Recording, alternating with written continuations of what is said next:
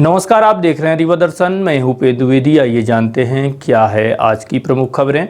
बिंद क्षत्रिय महासंघ द्वारा आयोजित किया गया रक्तदान शिविर। संघ के द्वारा 32 लोगों ने रक्तदान शिविर में भाग लेकर पीड़ित मानवता की सेवा में किया अनुकरणीय कार्य। राष्ट्रीय मानवाधिकार संगठन द्वारा हॉस्पिटल में भर्ती मरीजों एवं जरूरतमंदों को बांटा गया कंबल। मध्य प्रदेश में होने वाले उपचुनाव को लेकर पूर्व मंत्री व रीवा विधायक राजेंद्र शुक्ल समेत सिमरिया विधायक केपी त्रिपाठी से हुई खास बातचीत। और आरटीओ चेक पोस्ट हनुमाना में अवैध वसूली के साथ की जा रही दादागिरी। इन खबरों को आगे हम विस्तार से देखते हैं।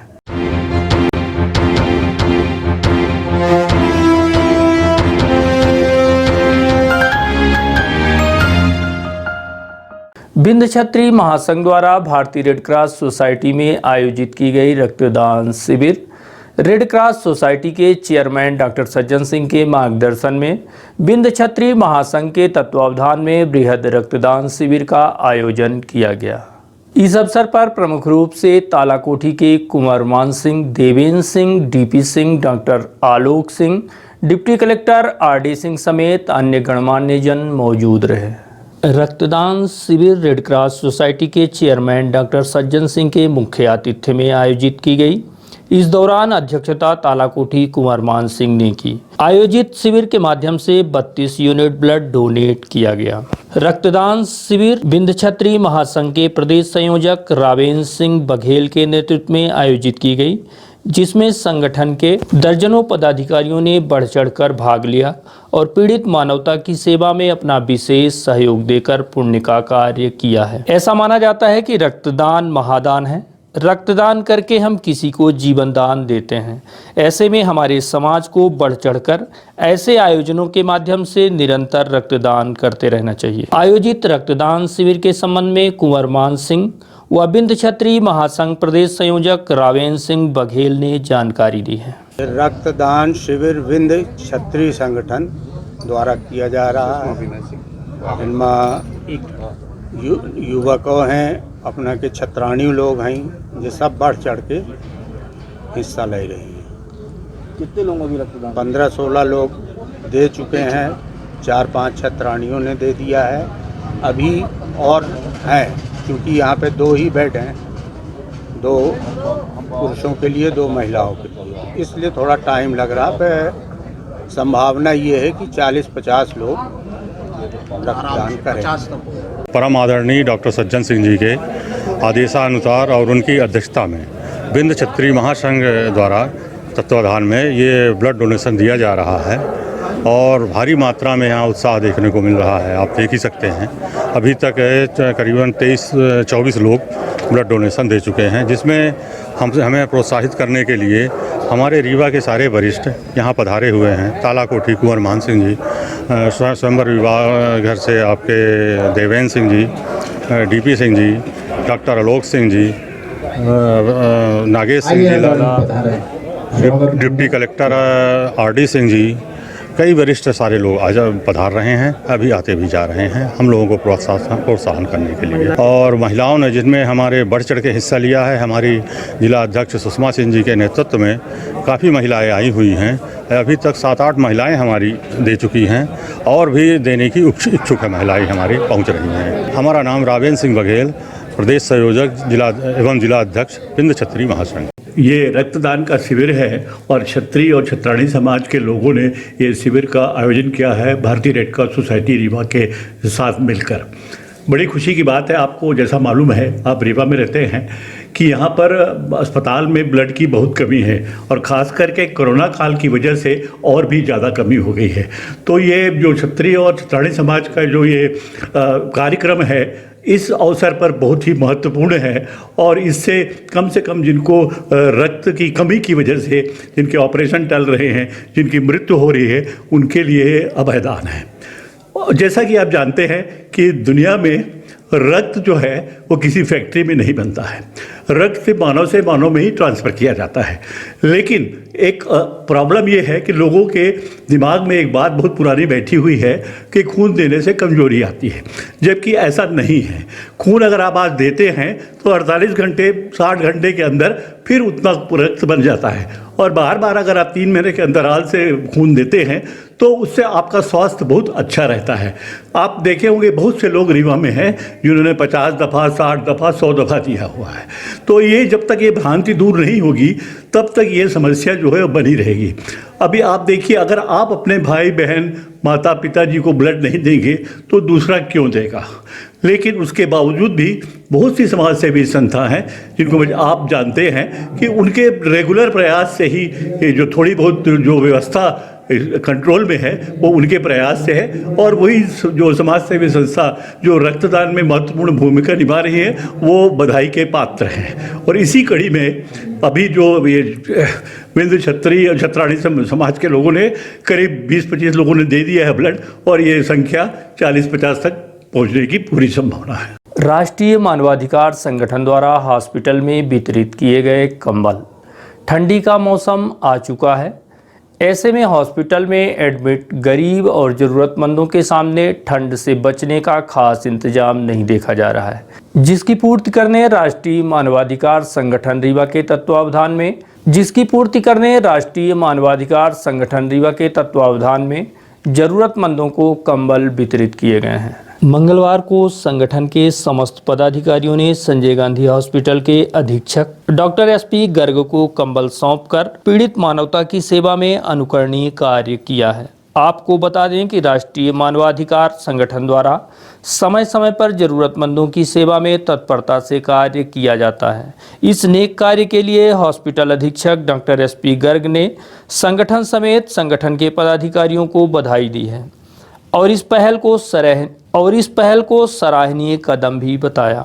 जरूरतमंदों को कंबल सौंपते हुए संगठन के पदाधिकारियों में प्रमुख रूप से महिला जिलाध्यक्ष राष्ट्रीय मानवाधिकार भारती शर्मा, प्रदेश उपाध्यक्ष आलोक सिंह परिहार, महिला हेल्पलाइन प्रभारी प्रियंका पाठक, श्रीधर पांडे, बृहस्पति शुक्ला समेत अन्य पदाधिकारी उपस्थित रहे। यहाँ संजय गांधी हॉस्पिटल में हम लोग प्रत्येक वर्ष कंबल, चादर ये सब डोनेट करते हैं सर्दियों में, तो उसी के तारतम्य में हम लोगों ने पहली खेप यहाँ पे आज 50 कंबल मेडिकल कॉलेज के डीन साहब को प्रदान किए हैं। और समय समय पे हम लोग बार जो भी यहाँ पे हम लोग को लगेगा ज़रूरतें हैं उस हिसाब से हम लोग मानवाधिकार संगठन की तरफ से प्रोवाइड करवाते रहेंगे। धन्यवाद। आज मानवाधिकार संगठन रीवा द्वारा जो हम लोग को बहुत अधिक आवश्यकता महसूस हो रही थी, हालांकि हम लोग प्रयासरत हैं, जो ठंड के समय में हमारे जो मरीज़ हैं उनको आवश्यकता होती है कंबल की, ठंड का समय आ गया है उसमें आवश्यकता थी, तो हम प्रयासरत थे पहले से, परंतु एक बहुत हमें आवश्यकता थी तो 50 कंबल उनके द्वारा वितरित किए गए हैं। हम उनके बहुत अधिक आभारी हैं कि उनके द्वारा हम अस्पताल प्रबंधन को इस तरह का सहयोग प्रदान किया गया है। आशा है कि भविष्य में इस तरह का उनका सहयोग जारी रहेगा। मध्य प्रदेश में होने वाले उपचुनाव को लेकर एक तरफ जहां मंगलवार को मतदान की प्रक्रिया शुरू है, वहीं दूसरी तरफ राजनीतिक दलों के अपने अपने दावे हैं। विंध्य क्षेत्र की अनूपपुर विधानसभा में भी उपचुनाव की वोटिंग जारी है और नेता व इनके समर्थक लगातार अपनी अपनी जीत की दावेदारी करते देखे जा रहे हैं। भारतीय जनता पार्टी की तरफ से विंध्य क्षेत्र में हो रहे उपचुनाव की कमान विंध्य के कद्दावर नेता पूर्व मंत्री व रीवा विधायक राजेंद्र शुक्ल ने संभाल रखी थी और वे लगातार पूरी मुस्तैदी के साथ चुनाव प्रचार में जुटे रहे। मंगलवार को प्रदेश भर में मध्य प्रदेश के भविष्य का चुनाव, जहां मतदान के माध्यम से आम मतदाता मतदान केंद्रों में मत देकर कर रहा है, वहीं नेताओं के भी अपने अपने दावे हैं। तो आइए जान लेते हैं कि विंध्य की सीट के साथ साथ पूरे प्रदेश भर में 28 सीटों पर हो रहे उपचुनाव को लेकर पूर्व मंत्री व रीवा विधायक राजेंद्र शुक्ल ने क्या कहा है। 28 सीटों पे अभी उपचुनाव हुआ, आपका दायित्व यहाँ अनूपपुर था, क्या मानते हैं इस चुनाव को? चुनाव बहुत अच्छा है, एक तरफा जीतेगी भाजपा अनूपपुर में और पूरे मध्य प्रदेश में। आज की वोटिंग चल रही है, बहुत अच्छी वोटिंग हो रही है और बीजेपी एक तरफा चुनाव जीतेगी और मध्य प्रदेश में सुशासन की स्थापना होगी शिवराज सिंह जी के नेतृत्व में। क्या प्राथमिकताएं होंगी? कितनी सीटों पे विजय हो सकती है? मुझे तो लगता है कि एक तरफा चुनाव है, हो सकता है सभी सीटों में जीत जाएं। तो आपने सुना पूर्व मंत्री व रीवा विधायक राजेंद्र शुक्ल ने जो दावा किया, जिसमें उनका साफ तौर पर कहना है कि मध्य प्रदेश की शिवराज सरकार व बीजेपी के सुशासन व विकास के मुद्दों पर प्रदेश की 28 की 28 सीटों पर जीत दर्ज की जाएगी। वहीं जौरा विधानसभा की कमान संभालने वाले सिमरिया विधायक केपी त्रिपाठी से भी रीवा दर्शन ने बात की। कांग्रेस से भाजपा में आए दिग्गज नेता ज्योतिरादित्य सिंधिया के गढ़ यानी कि जौरा विधानसभा में प्रत्याशी सूबेदार सिंह राजौधा के समर्थन में लगातार श्रीमन के नेतृत्व में प्रचार प्रसार की कमान संभालकर वापस लौटे सिमरिया विधायक केपी त्रिपाठी से बात की गई तो उन्होंने भी शिवराज के सुशासन की बात करते हुए 20 सीटों से ज़्यादा चुनाव जीतने का दावा किया। आइए आपको सुनाते हैं विधायक केपी त्रिपाठी ने क्या कहा। मध्य प्रदेश की जनता मध्य प्रदेश के विकास के साथ है और मध्य प्रदेश की जनता जानती है कि मध्य प्रदेश का भविष्य भारतीय जनता पार्टी ने बनाया है और आगे भी मध्य प्रदेश का भविष्य जो है भारतीय जनता पार्टी के हाथों में ही सुरक्षित है। इसलिए पूरी तरीके से जो 28 उपचुनाव हो रहे हैं इसमें पूरे ताकत के साथ लोग भारतीय जनता पार्टी के साथ खड़े हैं। किन मुद्दों को लेकर आप चुनाव मैदान में थे? अभी चूँकि 15 महीने कांग्रेस की सरकार रही, उसके बाद फिर आपकी सरकार है, प्रमुख चुनाव होने जा रहा है। हमारे मुद्दे सकारात्मक थे कि हमको विकास करना है, गरीबों के लिए संबल योजना प्रारंभ करनी है, गरीबों के लिए महिलाओं के लिए कन्यादान विवाह सहायता योजना, लाडली लक्ष्मी प्रसूति सहायता और नौजवानों के लिए हमको सरकारी भर्तियां चालू करनी है और जब डेवलपमेंट के ऐसे मॉडल तैयार करने हैं जिससे रोजगार के अवसर, कुछ तो डायरेक्ट नौकरियां हों और युवाओं के लिए डायरेक्ट रोजगार के अवसर कैसे हम इनडायरेक्ट रूप से रोजगार उपलब्ध कराएं और रोजगार के अवसर कैसे उनको अधिक से अधिक मिलें, ये हमारे मुद्दे थे। किसानों के लिए हमने ये तय किया है कि आप सब जानते हैं कि 6,000 रुपये नरेंद्र मोदी जी दे रहे हैं और 4,000 हमारी सरकार।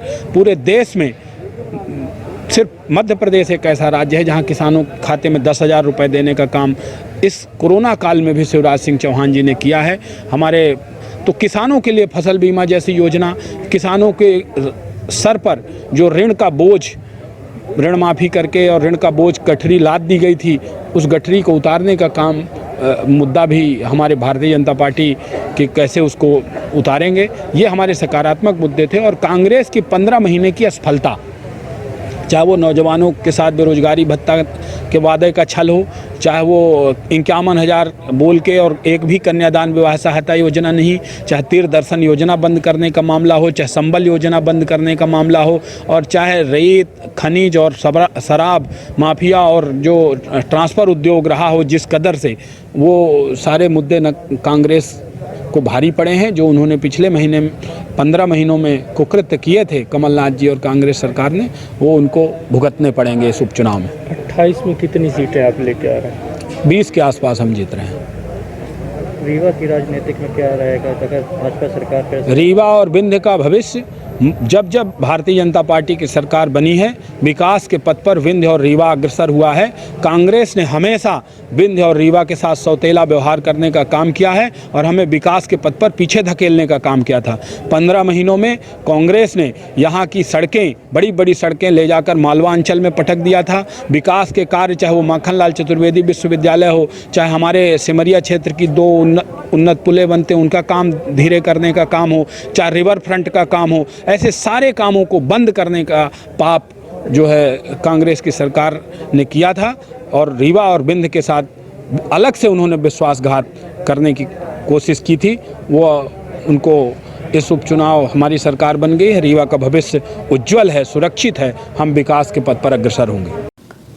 आरटीओ चेक पोस्ट हनमना में की जा रही दादागिरी के खिलाफ कमिश्नर कार्यालय में सौंपा गया ज्ञापन। हनमना चेक पोस्ट में अवैध वसूली व परिवहन विभाग के अधिकारियों की तानाशाही व दादागिरी से लगातार वाहन चालक परेशान हैं। हनमना चेक पोस्ट में तैनात प्रभारी रवि मिश्रा व यहां पर तैनात प्राइवेट कर्मचारी धर्मेंद्र चौहान द्वारा अवैध वसूली तो की ही जा रही है, साथ ही इसके खिलाफ आवाज उठाने पर यहां तैनात प्रभारी व इनके प्राइवेट गुर्गों द्वारा मारपीट भी की जाती है। आरटीओ चेक पोस्ट हनमना में इस तरह की वारदातें होना आम बात है। इसकी वजह चेक पोस्ट प्रभारी रवि मिश्रा की तानाशाही व अवैध वसूली मानी जा रही है, जहां से गुजरने वाले वाहनों से अवैध वसूली यानी कि गुंडा टैक्स वसूला जाता है। नहीं देने पर मारपीट तक की जाती है।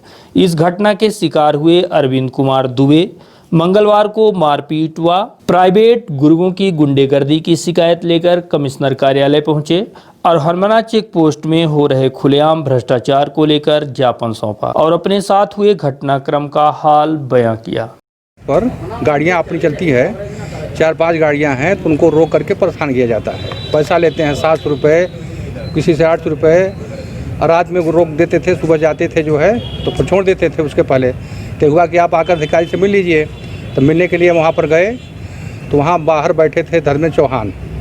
उन्होंने बोला कि साहब आए हैं, जाकर मिल लीजिए। जैसे हम जाने लगे वैसे वो जो है पीछे से मारना शुरू कर दिए।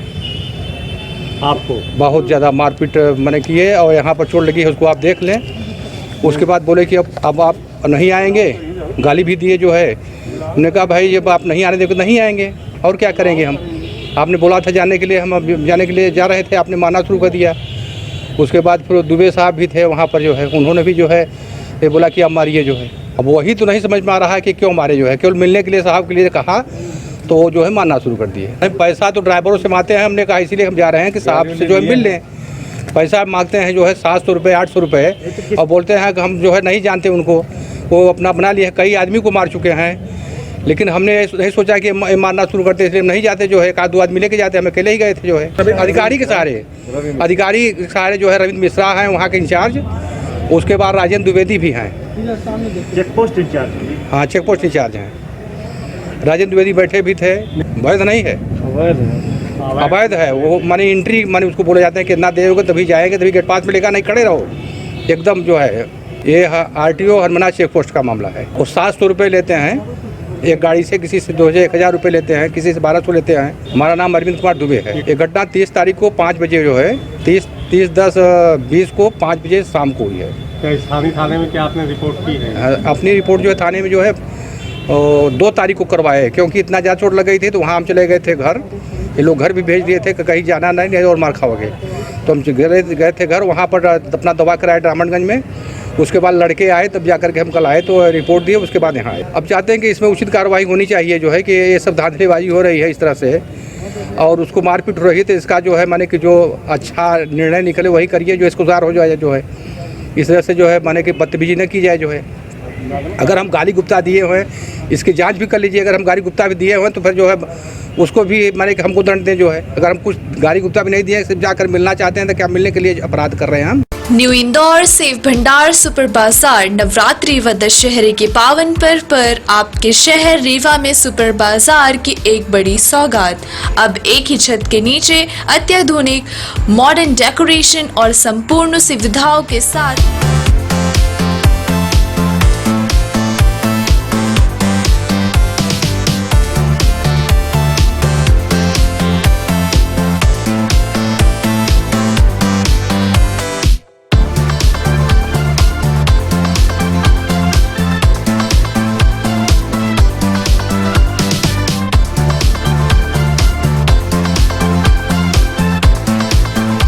किराना प्रोविजन, कॉस्मेटिक, क्रॉकरी की संपूर्ण वैरायटी के अलावा उच्चतम गुणवत्ता के ड्राई फ्रूट्स, उपहारों की आकर्षक पैकिंग व्यवस्था के साथ होम डिलीवरी की विशेष सुविधा।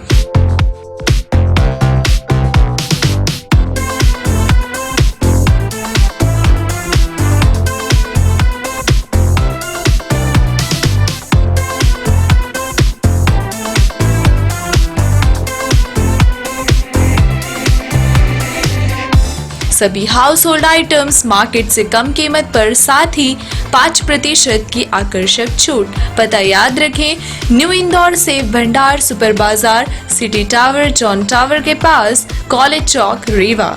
हमारा मोबाइल नंबर है 9691585227। आपकी सुविधा हमारा कर्तव्य।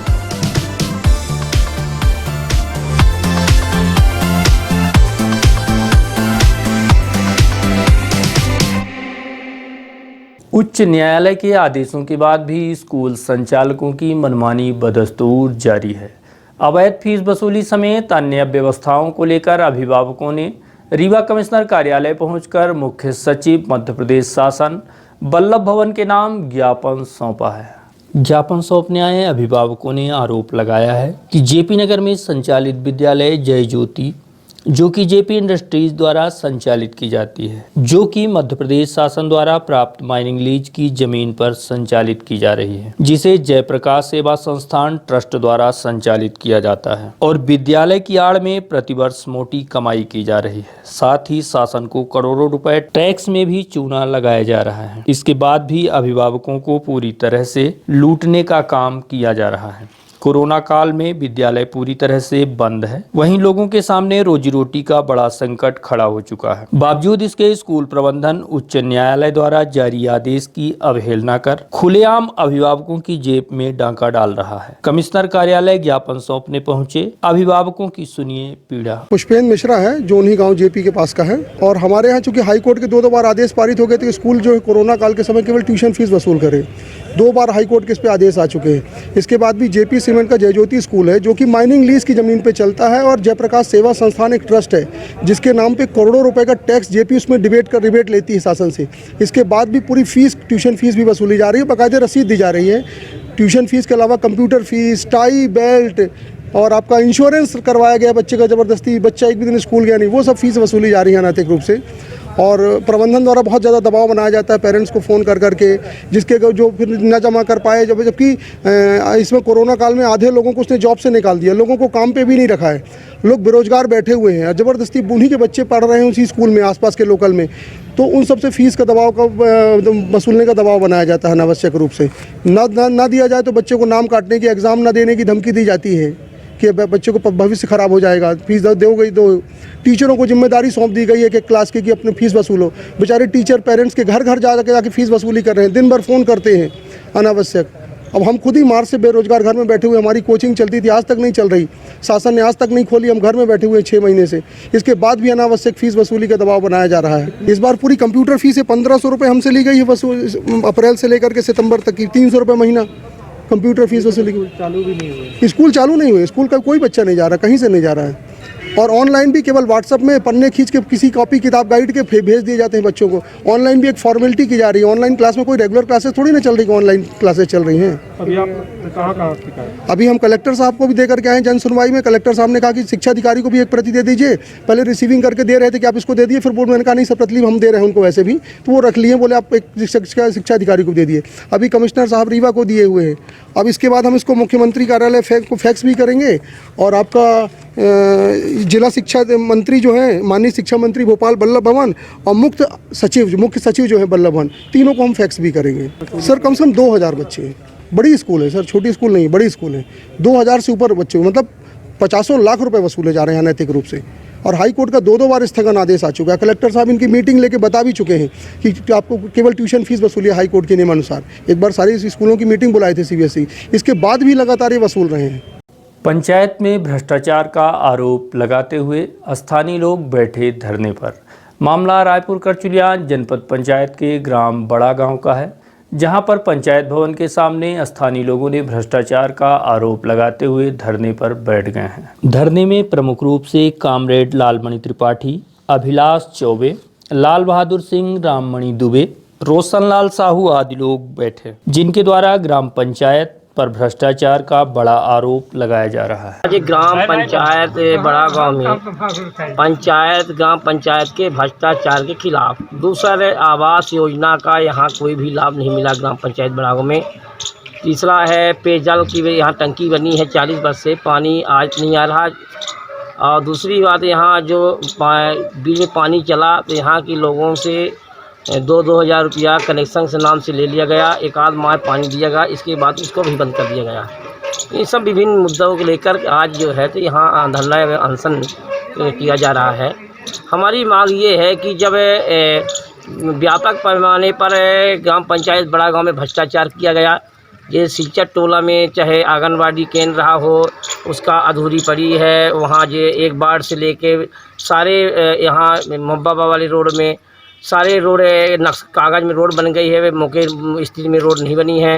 बड़ा गांव जो टोला में है तो वहाँ भी ऐसी स्थिति है। और जहाँ रोड बनी है जैसे जगवान सेन के घर से लेकर जगदीश दुबे घर तक और एवं सारी रोडें गुणवत्ता विहीन है। इन सारी विभिन्न मुद्दों को लेकर लोग किया गया है।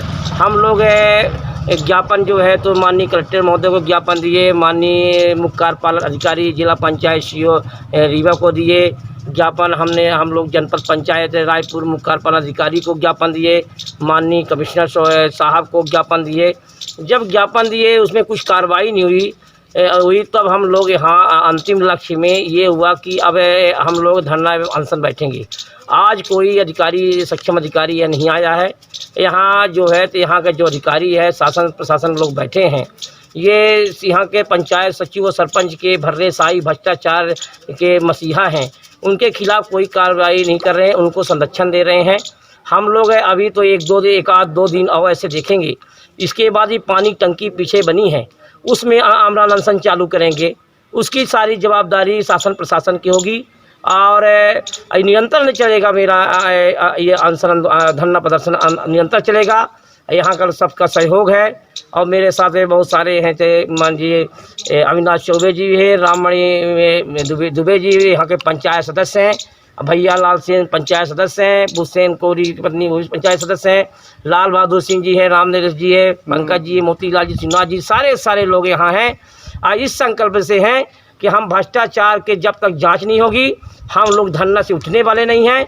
चाहे निरंतर बैठेंगे चाहे कुछ भी हो, अगर हम लोग ये निर्णय से हैं आर पार की लड़ाई लड़ेंगे। लाल बहादुर सिंह, हमारे यहाँ पानी मिलता है उसका भी पैसा खा लिए, रोड का पैसा खा लिए और बांध बंधी बनवाए उनका पैसा खा लिए।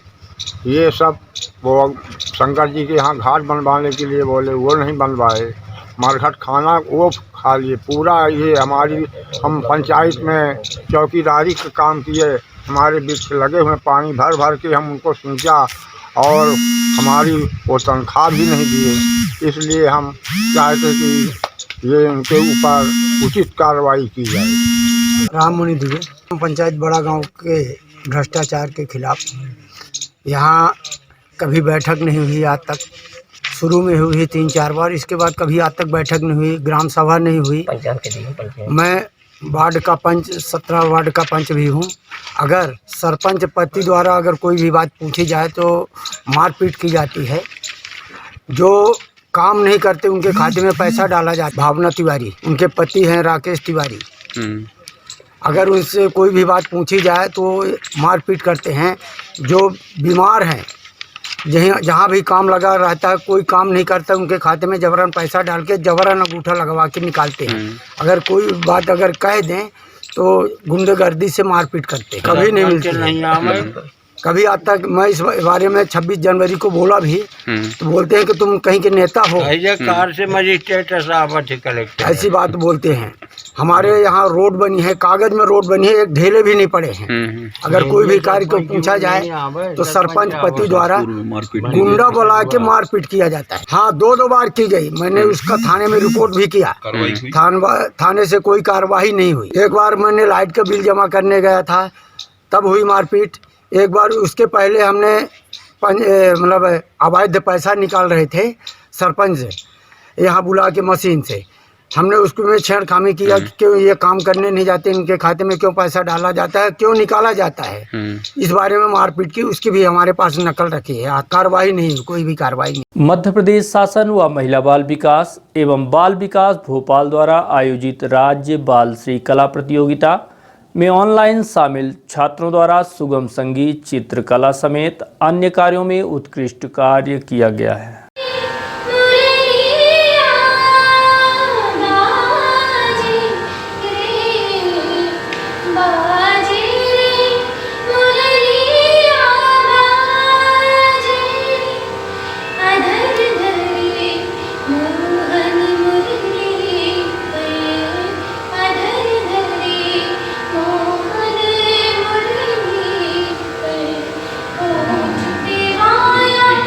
मेरा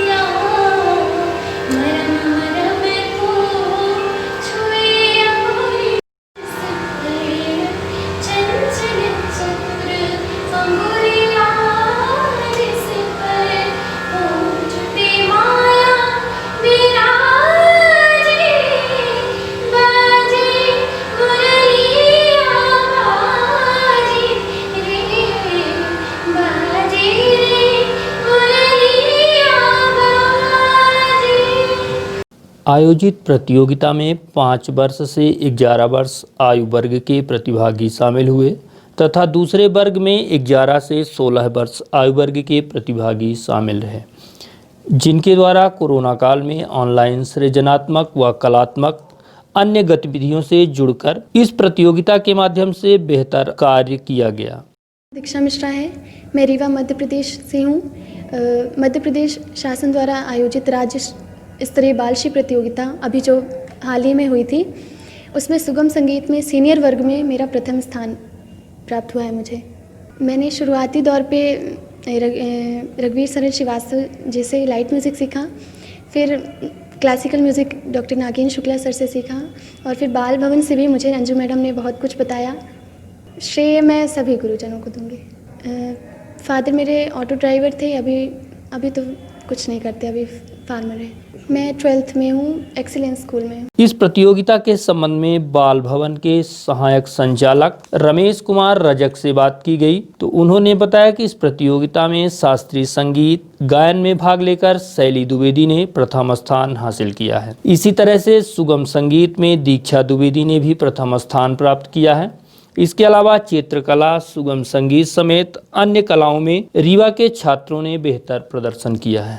कोरोना संकट काल के दौरान बच्चों को सृजनात्मक गतिविधियों से जोड़ने एवं संकट में सृजनात्मकता के विकास के लिए मध्य प्रदेश शासन महिला एवं बाल विकास भोपाल द्वारा राज्य बाल श्री प्रतियोगिता 2020 का ऑनलाइन आयोजन किया गया, जिसमें 5 से 10 वर्ष एवं 11 से 16 वर्ष तक के आयु के बच्चों ने पार्टिसिपेट किया, जिसमें 11 से 16 वर्ष की आयु वर्ग में शैली द्विवेदी शास्त्रीय संगीत ने प्रथम स्थान प्राप्त किया, दीक्षा द्विवेदी सुगम संगीत ने प्रथम स्थान प्राप्त किया, प्रकृति तिवारकर सृजनात्मक कला चित्रकला में सातवाना पुरस्कार प्राप्त किया, अथर्व मिश्रा सुगम संगीत में सातवाना पुरस्कार प्राप्त किया, शिवांश पांडे सुगम संगीत में सातवाना पुरस्कार प्राप्त किया। हम इनके उज्जवल भविष्य की कामना करते हैं। 5 बच्चे नाम बताएं सर, इनका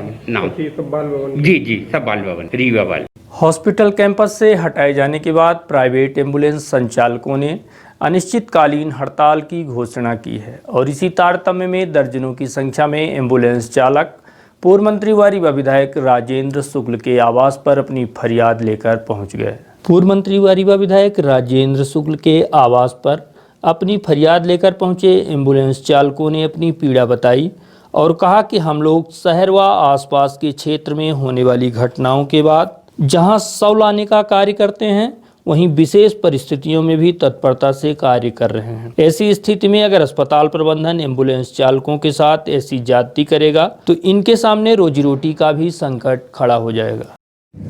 ये हम लोग आए हैं वहाँ से, हम लोग एम्बुलेंस वाले हैं, आए हैं विधायक जी के पास मिलने के लिए कि हम लोगों की मांग जो है उसको पूरा किया जाए। और दिक्कत ये है कि हम लोग वहाँ संजय हॉस्पिटल में खड़े होने की व्यवस्था नहीं है। अगर लगाते हैं तो अधीक्षक हटाते हैं, CSO हटाते हैं और रोड में लगाते हैं तो पुलिस विभाग हटाता है, यातायात हटाते हैं। इसलिए हम लोग विधायक जी के पास अपना फरियाद लेके आए हैं कि कहीं न कहीं हम लोग की व्यवस्था बनाई जाए, 40 साल से कहीं न कहीं व्यवस्था बनाई जाए। वही फरियाद लेके आए हैं। अभी देखते हैं, मिलते हैं क्या होता है आगे, मिलने और क्या बोलते हैं, क्या समझ में आता है तो फिर आप आगे जानकारी। हाँ, उनसे बात हुआ, अभी आज ही बुलाएँ, अतुल सिंह बुलवाएँ, बोले कि आप लोग रोड में लगाइए, चौराहे पे गाड़ी लगाइए और जहाँ कोरोना फैला है वहाँ जगह दे रहे हैं गाड़ी लगाने की। तो ये बताइए जहाँ पे होता है वहाँ कहाँ हम लोग गाड़ी लगाएंगे? पता चले कि सब ड्राइवर जितने सब बीमार हो जाएंगे।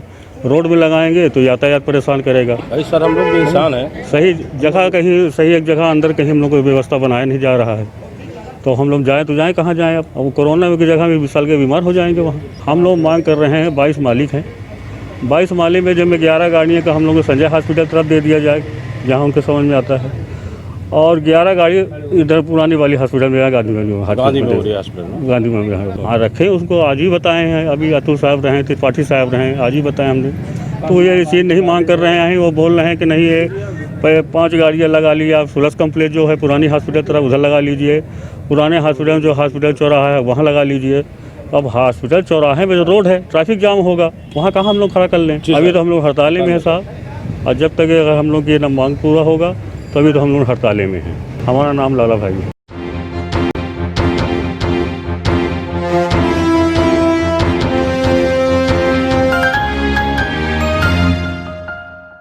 और अब चलने से पहले आज की प्रमुख खबरें एक बार फिर। बिंद छत्री महासंघ द्वारा आयोजित किया गया रक्तदान शिविर। संघ के 32 लोगों ने रक्तदान शिविर में भाग लेकर पीड़ित मानवता की सेवा में किया अनुकरणीय कार्य। राष्ट्रीय मानवाधिकार संगठन द्वारा हॉस्पिटल में भर्ती मरीजों एवं जरूरतमंदों को बांटा गया कंबल। मध्य प्रदेश में होने वाले उपचुनाव को लेकर पूर्व मंत्री व रीवा विधायक राजेंद्र शुक्ल समेत सिमरिया विधायक केपी त्रिपाठी से खास बातचीत। और आरटीओ चेकपोस्ट हनुमाना में अवैध वसूली के साथ की जा रही दादागिरी। तो ये थी आज की प्रमुख खबरें। देखते रहिए रीवा दर्शन। दीजिए हमें इजाजत। नमस्कार।